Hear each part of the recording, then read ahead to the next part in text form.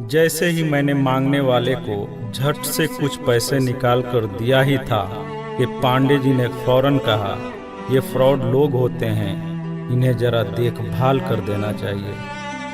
ये लोग हमारी अच्छाई का फायदा उठाते हैं और हमें ठगते हैं। पांडे जी की बातों को सुनकर मैंने कहा, आपने बिल्कुल सही फरमाया। पहले मैं भी ऐसा ही करता था, लेकिन एक वाक़ये ने मेरी दुनिया ही पलट कर रख दिया।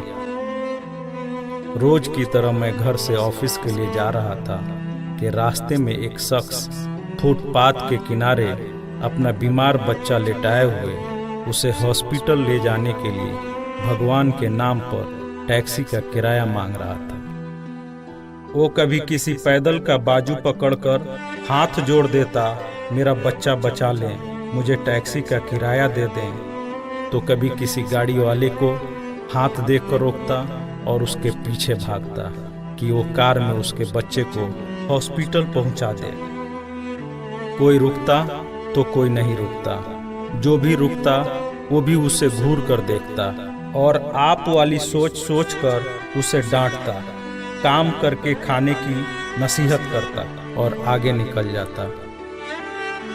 मैं जैसे ही अपनी कार पार्क कर रहा था कि उसकी नज़र मुझ पर भी पड़ी और वो मेरे गाड़ी के सामने आकर खड़ा हो गया था और मेरे रुकते ही मेरे दरवाजे के शीशे पे जोर जोर से पीटने लगा। जैसे ही मैंने गिलास नीचे किया, उसने मेरा हाथ पकड़ लिया और कहने लगा, भाईजान, खुदा के लिए मेरे बच्चे की ज़िंदगी बचा लें, उसे सख्त बुखार है। आप नीचे उतरकर उसको देख तो लें तो आपको यकीन आ जाएगा। आप देंगे तो शायद किसी और को भी एतबार आ जाए। मगर मैं भी उसी की तरह सोच रहा था। मैंने भी उसे काम करके खाने की तस्कीन की और पिछले जुम्मा की सुनी हुई हदीस उसको भी सुना दी कि कमा कर खाने वाला अल्लाह का दोस्त होता है, और गिलास बंद करके आगे बढ़ गया, ये बड़बड़ाते हुए कि हरामखोर ये हमें बेवकूफ़ समझते हैं। 2-3 घंटे के बाद मैं वापस आया तो अब भी उसी जगह खड़ा मांग रहा था। बच्चे को अब वो सड़क के किनारे ले आया था और उसके चेहरे से कपड़ा भी उठा रखा था और वो दहाड़ मार मार कर रो रहा था। अब वो अपने बच्चे के कफन और दफन के लिए मांग रहा था। मैं गाड़ी रोककर नीचे उतरा और मैयत की तरफ देखा। फूल की तरह मासूम बच्चा जिंदगी का बाजी हार गया था।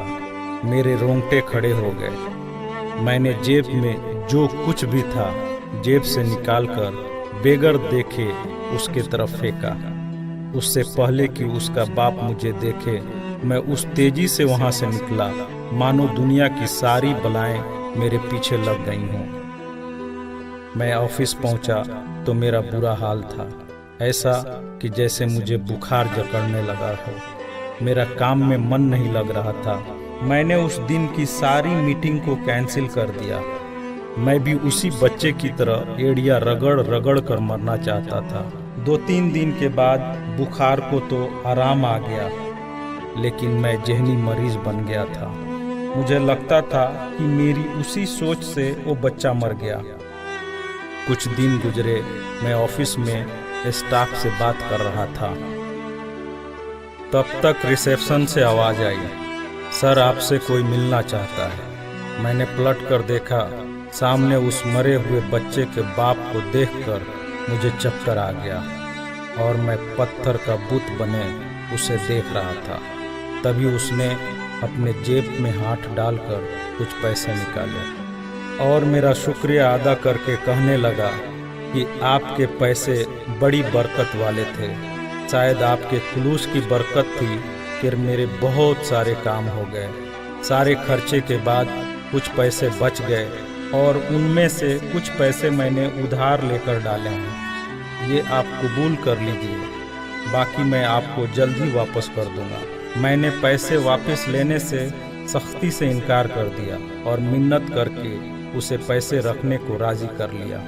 और जैसे ही वो जाने लगा, मैंने उसे रोका और अपनी कंपनी में काम करने के लिए पूछा। वैसे राजी हो गया जैसे उसे काम की ही तलाश थी और किसी ने उसके दिल की बात सुन ली हो। वो बहुत खुश हुआ और अगले ही दिन से मेरी कंपनी में बतौर वॉचमैन काम करने लगा। पांडे जी, मैं आपको उससे मिलवाऊंगा, लेकिन वो कार वाला किस्से का जिक्र उससे मत करना।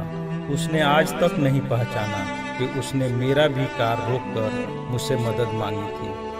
वो मुझे एक बड़ा ही नेक इंसान समझता है, जिसने उस बच्चे की लाश देखकर अपना सब कुछ निकाल कर दे दिया। पांडे जी, उस दिन के बाद से मैं किसी को खाली हाथ नहीं लौटाता। थोड़ा सा देने से ना वो अमीर होता है और ना मैं गरीब, बस दिल को तसल्ली होती है। और रह गई लूटने की बात, तो पांडे जी हमें कौन नहीं लूटता। कपड़े वाला हमें लूटता है, दवाई वाला हमें लूटता है, सब्जी वाला हमें लूटता है, दूध वाला हमें लूटता है।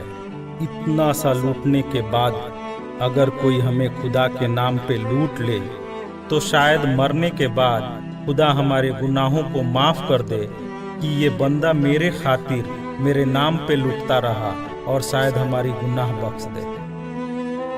पांडे जी, माना कि हर मांगने वाला सच्चा नहीं होता, पर जरूरी ये भी नहीं कि सब झूठे ही हों। वैसे भी अपने काम काज में कई बार फेल होने के बाद भी हम कोशिश करना नहीं छोड़ते, तो कुछ ठग लोगों की वजह से ज़रूरतमंदों की मदद करना क्यों छोड़ देते हैं।